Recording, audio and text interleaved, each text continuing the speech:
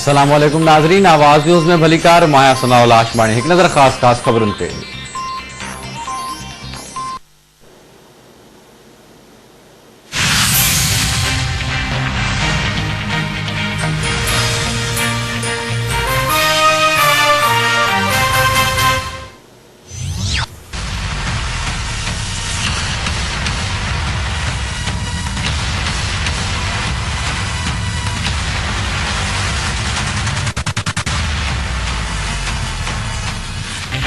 मुल्क में आलमी वबा कोरोना वायरस से मुतासर वरी 2441 थी वियो, 35 ॼणा हयाती विञाए वेठा।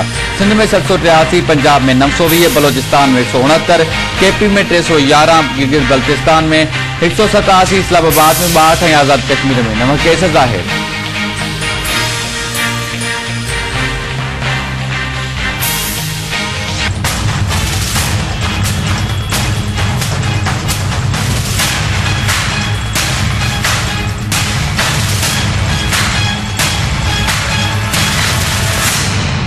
सिंध में कोरोना वायरस की पकेड़ के रोकण लाइ लॉकडाउन बरकरार। माण्हू घरनि ताईं महदूद, कारोबार बंद। कराची, हैदराबाद, मिर्पुर खास, नवाबशाह, लाड़कानो, जैकमाबाद, दादू, शिकारपुर, कंबर, शहदादकोट, नौशरो फिरोज, जामशोरो, घोटकी, मटियारी, टंडोला यार, टंडो, मोहम्मद खान, उमरकोट, मिठी ऐं बदीन ज़िलनि जा समूरा नंढा वॾा शहर बंद।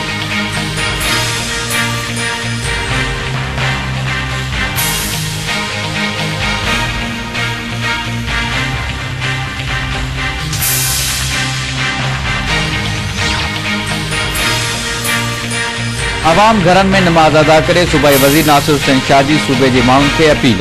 नासिर हुसैन शाह चवे थो ही कर्फ्यू नाहे, केयर फॉर यू आहे। चाहियूं था त माण्हू राशन जी विरासत लाइ जल्द रजिस्टर थियनि। वज़ीर आज़म इमरान ख़ान जी ख़ासि मददगार फिरदौस कंवर चयो आहे त कोरोना वायरस सबबि मुआशी चैलेंज वधियो आहे। हुकूमत मुस्तहिक माण्हुनि लाइ 1200 अरब रुपए जी पैकेज ॾिनो आहे। टाइगर फोर्स ते सियासत न कई वञे, हीअ रज़ाकारनि जी फोर्स आहे।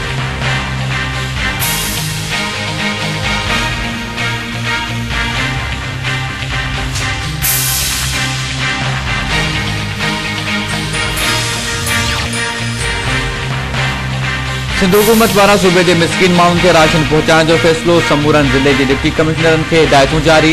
सूबाई वज़ीर इम्तियाज़ हुसैन शेख जो चवणु आहे त अॼु खां माण्हुनि खे घरनि में राशन पहुचाइण जो सिलसिलो शुरू थींदो। SCI यूनियन कमेटियुनि जी मदद सां राशन विरहायो वेंदो।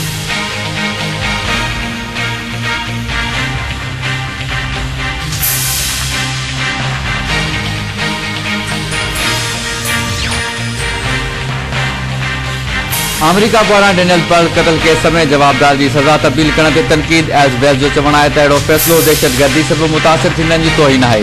अमेरिकी सहाफ़ी जे कत्ल केस में जवाबदार खे सख़्त सज़ा मिलणु घुरिजे।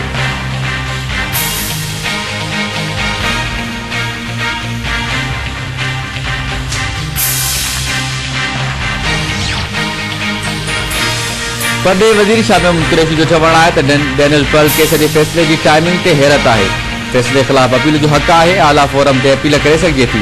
सॼी दुनिया जो ध्यानु कोरोना वायरस ते आहे। पाकिस्तान जी कोशिशुनि खे दुनिया साराहे पई।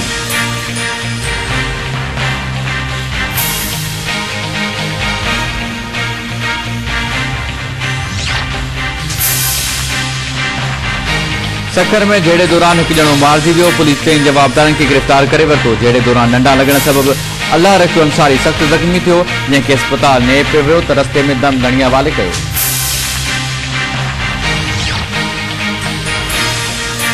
मेहड़ में औरत पारां पुट खे क़त्ल करे आपघात करण जी कोशिश। ॻोठ मयसर में मिसमात गुड़ीअ मासूम पुट ते पिस्तौल जा फायर कया। गोली लॻण सबबि यूसुफ मयसर फौत थी वियो।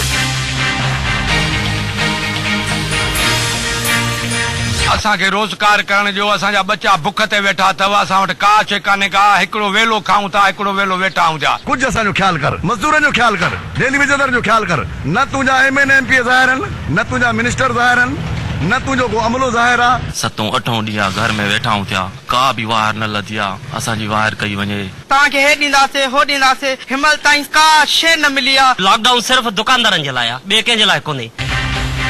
लॉकडाउन सबबि ॾियारीअ ते गुज़ारो कंदड़ पोइ त लंघण काटण ते मजबूर। सरकार पारां वावर न थियण सबबि मिसकिननि जूं चुल्हियूं जामी वयूं।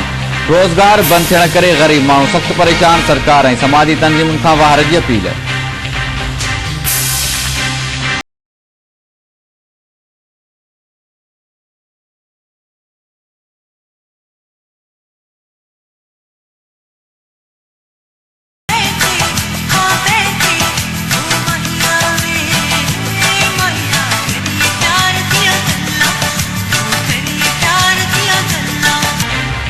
ऐं ॾखिण एशिया में पॉप गीतनि जी राणी नाज़िया हसन जो जनम ॾियारो। संदसि ॻायल गीत अॼु बि ॿुधणनि खे सुरूर बख़्शनि था।